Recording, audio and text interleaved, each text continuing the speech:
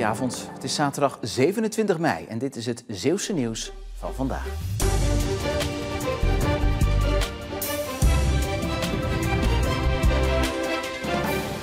In Goes gaat het vandaag allemaal om badeendjes. Verdeeld over 3 races wordt hier geld ingezameld voor het goede doel. En als eerste waren de kinderen aan de beurt met hun eigen versierde badeendjes.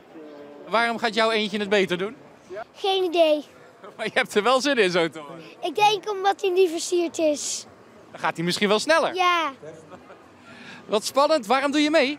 omdat het voor het goede doel is en het is gewoon leuk. Waarom doe je mee? Omdat het leuk is, En ga je winnen, denk je? weet ik niet. De opbrengst van de 3 races van vandaag is voor het goede doel. Alle deelnemers betalen voor hun eentjes. Met dat geld gaat de organisatie kinderen uit gezinnen met geldproblemen een dagje uitbezorgen. We denken dat we meer dan 10.000 euro opgehaald hebben. En dat zou betekenen dat we in ieder geval 3 volle bussen naar de Efteling kunnen gaan. En we denken ook wel dat we nog een 4e kunnen laten rijden. Maar dat is nog even afwachten. En ze zijn vertrokken met wat hulp van de brandweer die voor stroming zorgt.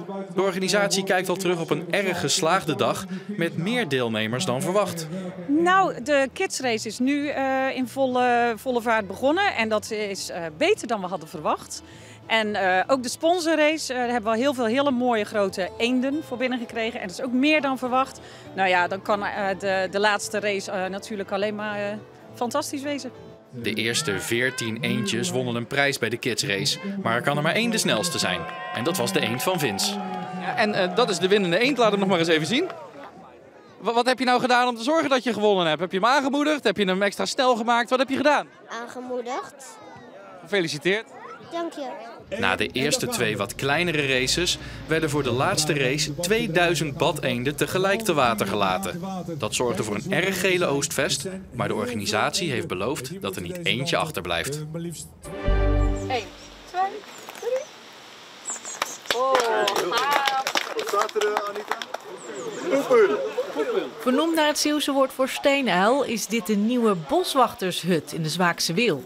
Samen met een beleefpad werd het gisteren feestelijk geopend.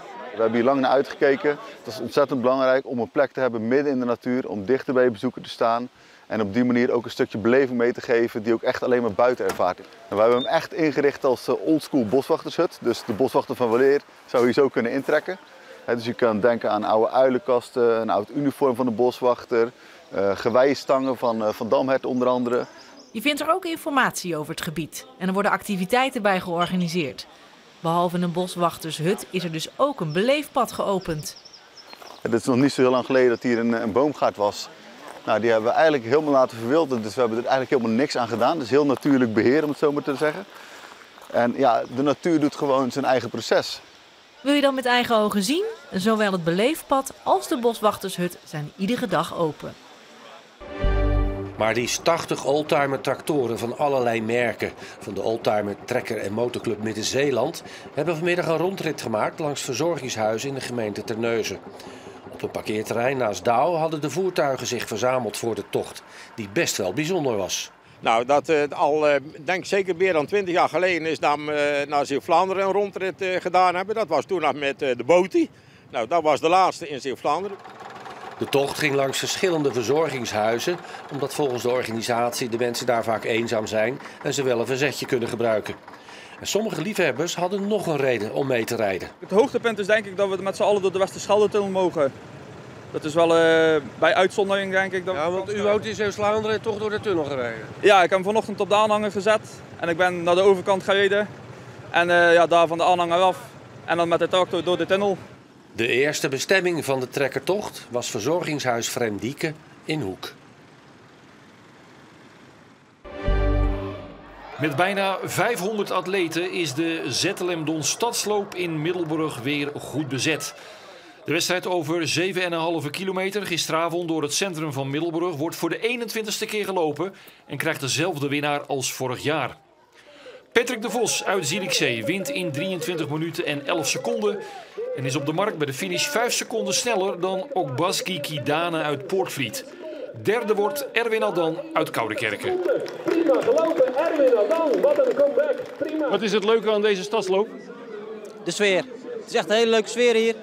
Sowieso verschillende rondjes vind ik altijd leuk. Maar je hebt continu publiek. En ja, op de markt is het altijd hartstikke gezellig. Bij de vrouwen wint Anjelië Engels-Wisse uit Middelburg voor de 7e keer alweer.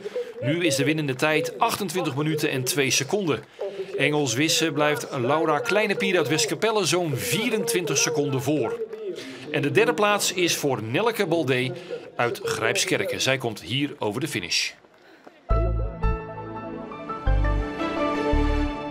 Een mooie zonnige dag opnieuw met vrijwel onbewolkte lucht en temperaturen die op meer plaatsen aan 20 graden toekwamen.